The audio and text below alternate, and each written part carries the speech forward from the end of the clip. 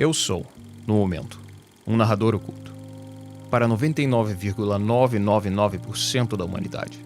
Alguém que você nem ao menos conheceria durante toda a sua vida. Da parcela que teria alguma interação comigo, pesquisas indicam que apenas 0,25 desta estariam simultaneamente em uma relação social comigo em um dado momento da minha vida. Talvez 2,5% destes eu possa considerar amigos próximos, e 1 ou 2 desses, meus melhores amigos. E mesmo eles não entendem perfeitamente o que passa dentro de mim. E uma medida de contextualização, irei compartilhar uma entrada e suas ramificações do diário da minha vida.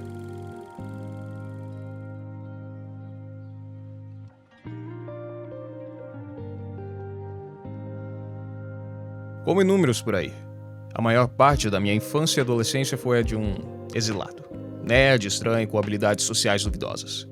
Apenas mais uma gota no oceano.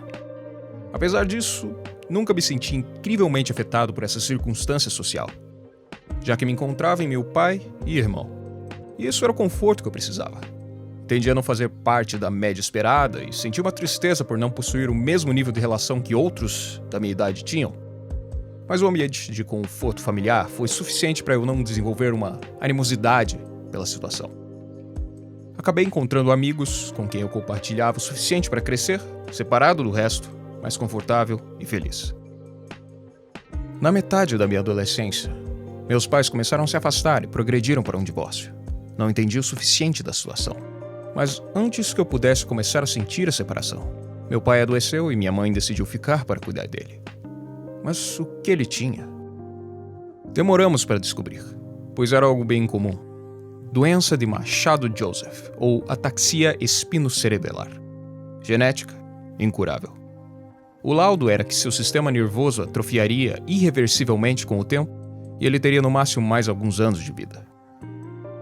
Eu sofri, tentando aceitar a situação de que a vida havia se tornado uma bomba relógio, rumando para o fim de um porto seguro. Ainda mais pois meu irmão estava saindo de casa para seguir carreira fora da cidade. Não sofri por muito, já que em questão de 1 ano ele já estava de cama sem sabermos mais quantos dias ele aguentaria. Já não era mais ele.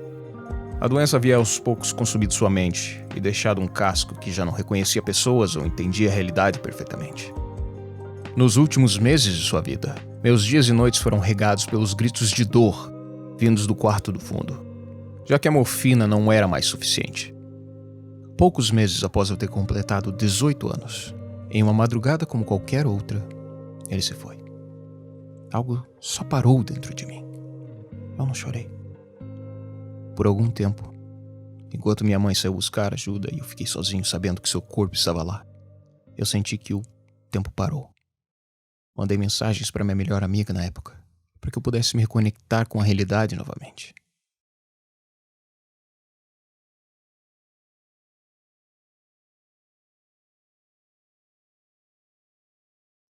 Senti o tempo voltar a correr.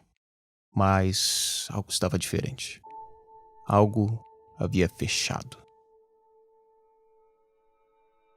Durante o funeral, amigos meus vieram. E como bons amigos, estavam ali para tirar minha cabeça daquele momento. Me fizeram rir. Até mesmo gargalhar. Algo que travou em minha memória. Quem seria capaz de dar uma risada durante o funeral do próprio pai? Um sociopata? E isso me perturbou por muito tempo, pois eu não era mais capaz de me compreender. Mais pro final eu cheguei a chorar, mas diferente de muitos ali que estavam se esvaindo em rios de lágrimas, eu só me senti um ser vazio, deixando algo vazar.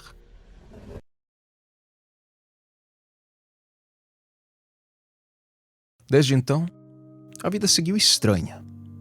Normal até demais, com um certo alívio, vindo de saber que meu pai havia parado de sofrer e minha mãe poderia parar de ser uma enfermeira 24 horas e voltar a viver. Minha cabeça estava tranquila demais para alguém que havia perdido um pai. Mas eu percebi uma coisa. Minha consciência às vezes fugia. Certos momentos pareciam ser completamente ignorados pela memória.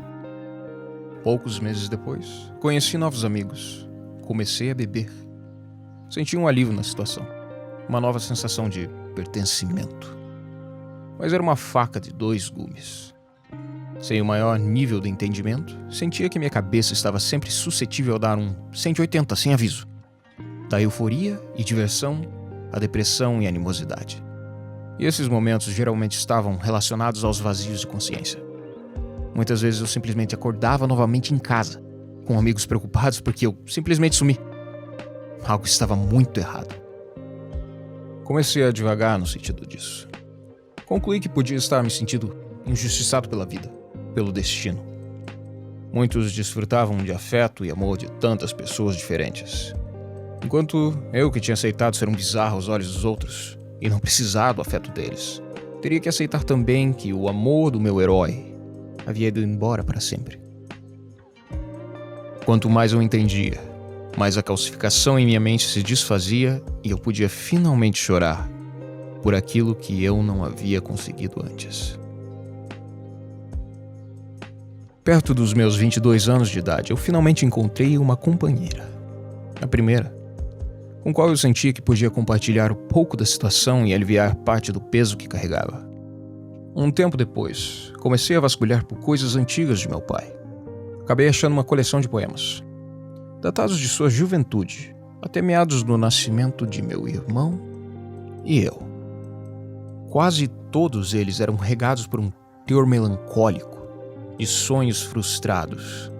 Eu sempre soube de sua mente artística, que escrevia, desenhava, tocava violão, mas raramente via ele expressando essa parte dele, pois não fazia parte do seu trabalho.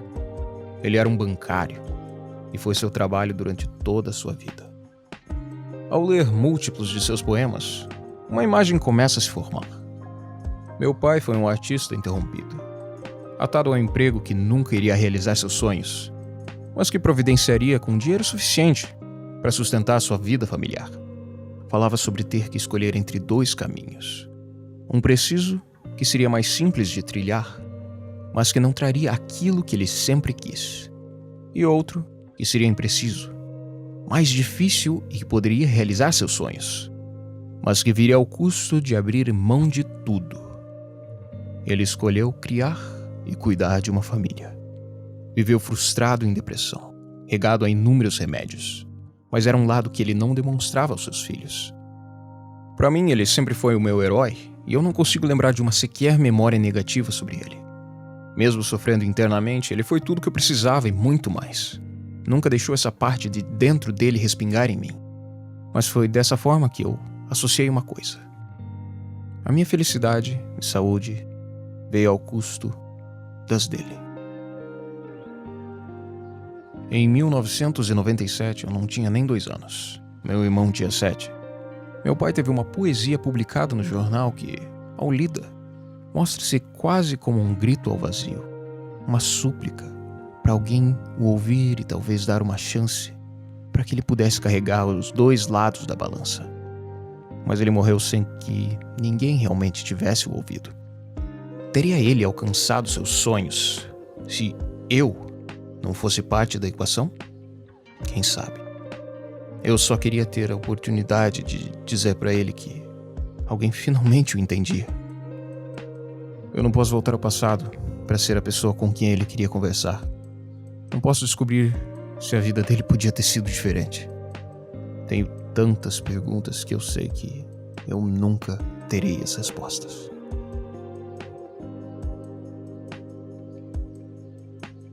Essa foi somente uma entrada no diário de apenas um dos rostos na sua multidão. E quase todas as pessoas no mundo não teriam como fazer a menor ideia se eu não contasse. Agora pense que cada uma das pessoas que você vê no seu dia, e nem ao menos tem chance de trocar uma palavra, podem ter entradas em seus diários de mesma ou mais densa complexidade, e que talvez somente elas entendam perfeitamente a profundidade de suas ações. Eu sei que o que eu passei tinha significado suficiente para moldar minha cabeça inteira e me tornar quase qualquer tipo de pessoa, influenciar todo tipo de decisão. E que essas são coisas que podem estar por trás de cada lágrima, sorriso ou momento irracional de cada uma das pessoas que entram em contato, e muito provavelmente não terei a chance de conhecer 1% dos diários. Eu não vim atrás de simpatia. O que eu queria dizer é que todo mundo tem inúmeras histórias de demônios, até mesmo aquele rosto na multidão. E mesmo que isso seja um conceito que todos nós sabemos, nós precisamos tentar ao máximo expandir a empatia, porque nossas cabeças nunca foram preparadas para se importar com tantas pessoas. Mas ainda assim, ninguém tem qualquer dever de se preocupar preventivamente em tentar não me ofender, em tocar em cicatrizes que nem ao menos sabem que existem. Tampouco vou ficar ofendido por algo que claramente não teve a intenção. Eu sei discernir exatamente aqueles que objetivamente tentam me atingir. E eu não vou muni-los com o poder de me afetar sabendo que parte de ignorância. Vou deixar que falem com as paredes. Nós todos somos veteranos de batalhas na vida, cobertos de cicatrizes. E eu sei que a maioria das pessoas não quer me machucar quando tocam nas minhas. Portanto, não me incomoda. Precisamos deixar essas coisas serem tocadas para entendermos como elas se formam e, no futuro, tentar prevenir que pessoas se machuquem sem necessidade. O mundo não precisa ser uma dicotomia entre pisar em ovos e atirar facas. Nós podemos achar um meio termo e conversar. Quanto ao meu pai, eu não posso voltar, tirar a sua amargura, mas eu posso fazer o meu melhor em honrar seu legado.